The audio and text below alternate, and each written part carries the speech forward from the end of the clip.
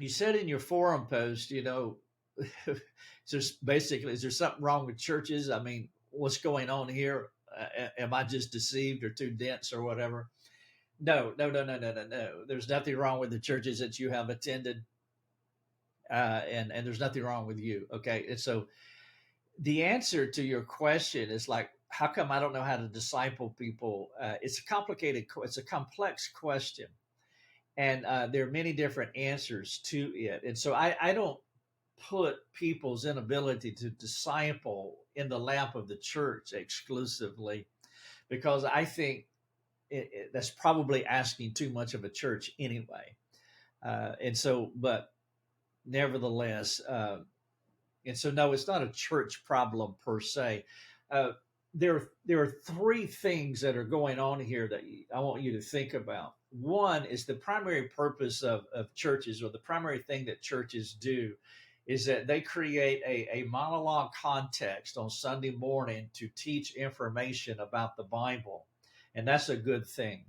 Especially if they are sound exegetes, if they're sound theologians, where they're primarily teaching expositionally, but also teaching topically. Both of those things are essential, probably in that order: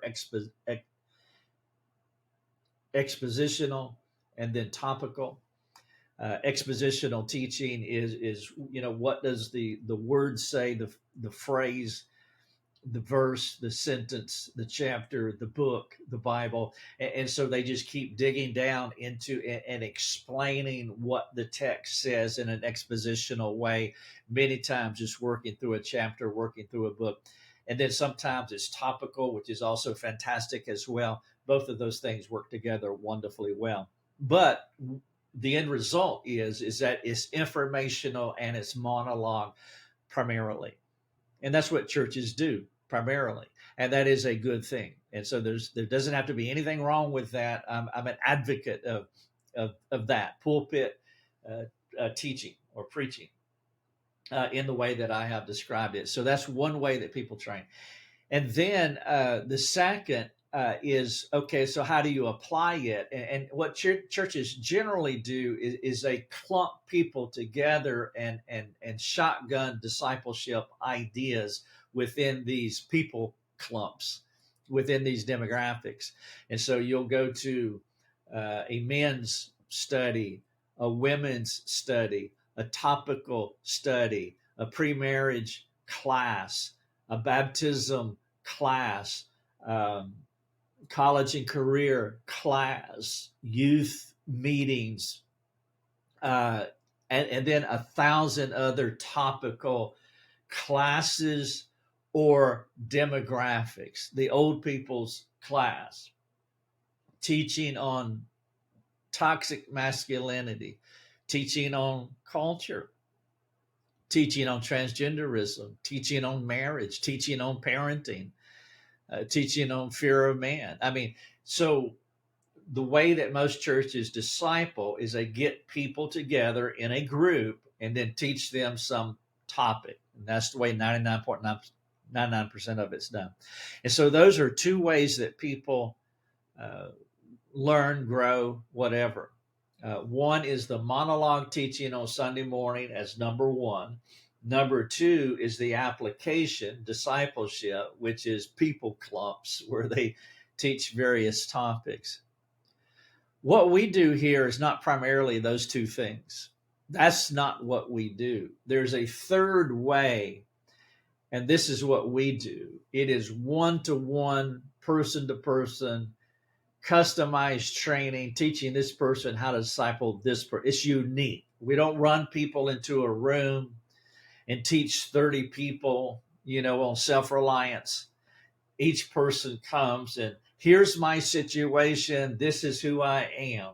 And so we study you and then help to teach you how to counsel this unique person, which may be different from the next person that you teach the very same topic. It's customized one-on-one soul care. Now, I'm not saying that the church is supposed to do that. I won't even get into that. There's ways to slice this up and for that to happen. But the churches, generally speaking, do not do that. So they do generalized discipleship primarily. They do group teaching, group discipleship. And so you can go to a class on fear of man. You can go to a class on self-reliance. You can go to a class on marriage and still have a messed up marriage, or still not know how to help somebody in their marriage because it's not specific to the actual person that you are talking to. It's not specifically training you, it's generally training everybody in the room. And so that's just not what we do. We don't generally train anyone. We specifically train students. We specifically help people that come to our forums who have specific questions about specific people in their lives. Now, again, there's a way that the church could do that, but they would have to be, one, aware of what I am saying here, and then super intentional about implementing that into their church.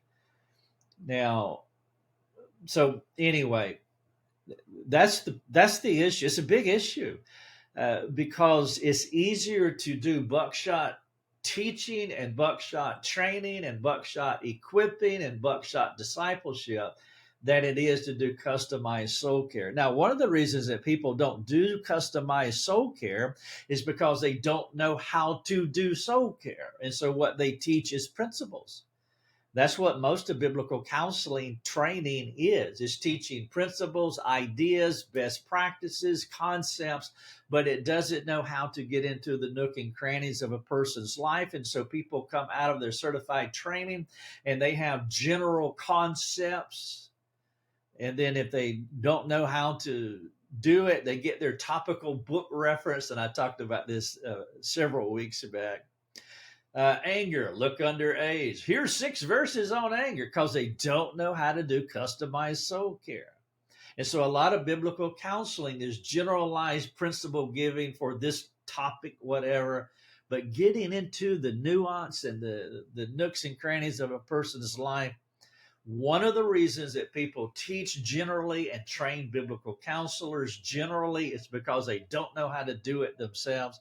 They can't really counsel themselves, but they can teach ideas, concepts, and principles. So that is a problem. And so it's not necessarily on you that you haven't learned these things, because most people haven't learned these things. We know a lot. We can exegete a passage of scripture. We can drop some 25-cent theological terms on people. But when it comes to getting into the nooks and crannies of their lives, we don't know how to do that. And so we give them a marriage book, which is generalized training for anybody can read that marriage book. One book for 100,000 people. It's the same problem.